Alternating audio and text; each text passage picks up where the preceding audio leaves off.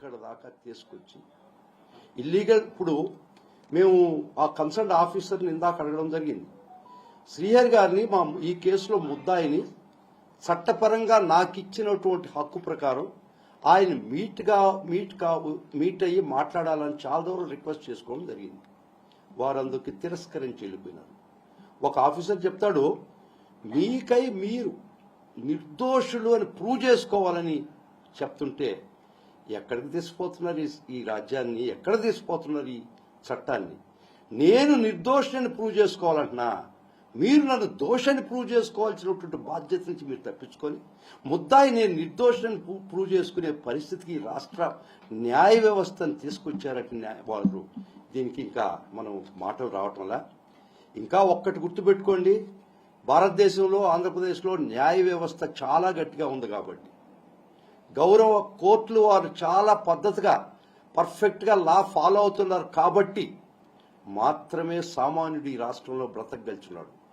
ఎవరైనా నోరు తెరిస్తే, ఎవరైనా మీరు తప్పని చెప్తే, ఎవరైనా వాళ్ళు చేసినటువంటి పనులు ఏలెత్తి చూపితే ఇమ్మీడియట్గా మీకు తెలిసి ఉంటుంది, హిట్లర్ టైంలో గెస్టాపో అని ఉండేది, ఒక పర్సనల్ పోలీస్ ఆర్గనైజేషన్.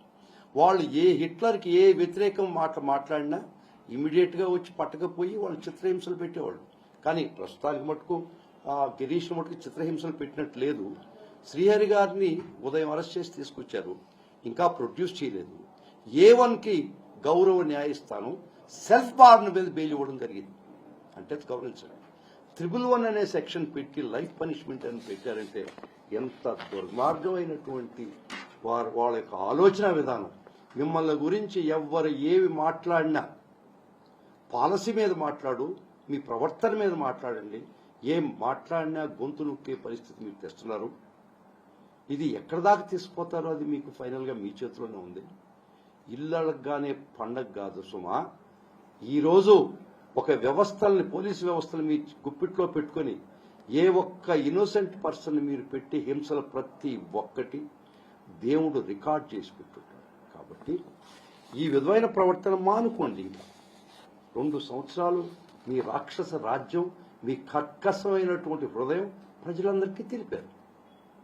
ఈ విధంగా ఒక మీడియా చూసుకుంటున్నటువంటి శ్రీహరి, అతనికి ఏ సంబంధం మీరు పట్టుకొచ్చి ఈ రోజు దాకా అడ్వకేట్ని మీట్ అయ్యే ఛాన్స్ కూడా మీరు ఇవ్వటం లేదంటే మీరు చట్టాన్ని ఏ విధంగా గౌరవిస్తున్నారో మీరు ఒకసారి ఆలోచించుకోండి. ప్రొడ్యూస్ చేస్తానని చెప్పారు, మేము ఇక్కడనే ఉంటాం. వాళ్ళు ప్రొడ్యూస్ చేసిన తర్వాత మేము వారికి చట్టపరంగా మేము చేయాల్సింది చేసి బెయిల్ కోసం ప్రయత్నిస్తాం. ఈరోజు మొదట ముద్దాయి, చాలా సంతోషం, మొదట ముద్దాయికి ఆ కేసులో బెయిల్ ఇవ్వడం జరిగింది. సెల్ఫ్ బాండ్ మీద గౌరవ న్యాయమూర్తి వారు. చాలా సంతోషమైన విషయం. ఈ న్యాయ వ్యవస్థ గట్టిగా ఉంది కాబట్టి వీళ్ళ ఆటలు, వీళ్ళ చేష్టలు కొంతవరకు అడ్డుకట్ట వీలు పడుతుంది. Any questions? సార్, ఈ 111 సెక్షన్ పెట్టి చాలా ఇబ్బందులు పెట్టాలని చూస్తా ఉన్నారు. పదే పూర్తి చివరి పెడుతున్నా కూడా దాన్ని ఎందుకు పెడతా ఉన్నారు? సిగ్గు ఉండాలండి. 111 పెట్టకూడదని గౌరవ హైకోర్టు వారు ఎప్పుడు పెట్టొచ్చంటే తన మీద 2 ఛార్జ్ షీట్లు వేసి ఏ కోర్టులో అయినా కాగ్నిజెన్స్ తీసుకుంటే మాత్రమే 111 పెట్టాలని హైకోర్టు వాళ్ళు చివాట్లు పెట్టినా కూడా, హైకోర్టు వాళ్ళు పదే చెప్పినా కూడా, సుప్రీంకోర్టు వారు చెప్పినా కూడా 111 అనేది లైఫ్ పనిష్మెంట్ ఇచ్చి 2 charge sheets minimum, more than 1 charge sheets should be filed against him and which were taken cognizance of. ఒక కోర్టులో 2 ఛార్జ్ షీట్లు వేసి అవి పరిగణలోకి తీసుకున్న సందర్భంలో మాత్రమే మీరు 111 పెట్టాలని ఈ జడ్జిమెంట్స్ అన్ని కోడైకొస్తుంటే మీకు లెక్క పక్క జమా ఏమన్నా ఉందా? ఇంకోటి మరీ విచిత్రమైన కేసు. సాక్ష్యాలు ఎట్లా బిల్డప్ చేస్తున్నారంటే, ఒక ముద్దాయిని అరెస్ట్ చేస్తారు, అతని చేత ఒక స్టేట్మెంట్ తీసుకున్నామని రాస్తారు. ఒక కో అక్యూజ్డ్ కన్ఫెషన్ బేస్ చేసుకొని మిమ్మల్ని కానీ నన్ను కానీ ఎవరినైనా ముద్దాయి వారు రాసుకుంటారు, వారు చెప్పేది కూడా లేదు.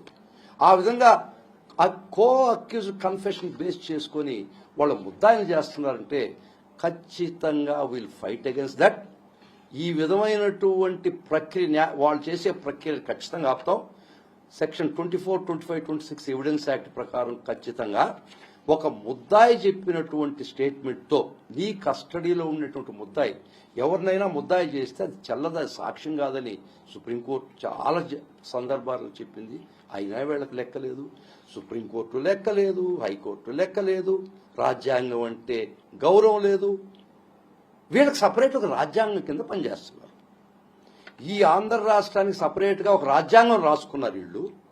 ఆ రాజ్యాంగం ప్రకారం ప్రతి పోలీస్ ఆఫీసర్ పనిచేస్తున్నారు. ఈరోజు విషయం అండి, గౌరవ మా ప్రియతమ నాయకుడు జగన్మోహన్ రెడ్డి గారు ఈ అరెస్టులు ఇల్లీగల్ అరెస్ట్ జరుగుతుండగానే నాకు ఉదయం 8 గంటలకే ఫోన్ చేయించి మమ్మల్ని చూసుకొని మొత్తం లీగల్ టీంను అలర్ట్ చేసి వారి యొక్క బాగోగులు చూసుకోమని, వారికి సరైనటువంటి మీరు సహాయం చేయాలని ఇమ్మీడియట్గా జగన్మోహన్ రెడ్డి గారు చెప్పిన ఆదేశంతో ఈ మొత్తం లీగల్ టీం అంతా ఏకమై, ముఖ్యంగా నా మిత్రుడు సుగుణశేఖర్ రెడ్డి మిత్రులందరూ ఎంత కన్సాలిడేటెడ్గా ఈ రోజు పనిచేశారంటే పార్టీ కోసం నిజంగా హ్యాట్స్ ఆఫ్ టు దెమ్. ముఖ్యంగా ఇంకోటి చెప్తానండి, నేను హైదరాబాద్ నుంచి బెంగళూరుకు ఫ్లైట్లో వచ్చి అక్కడి నుంచి నేను టైంకి రాలేను అని చెప్పి మా మిత్రులు విజయరాఘవరెడ్డి గారు, ఈయన సప్తగిరి రెడ్డి గారు మొత్తం వీళ్ళు 150 to 140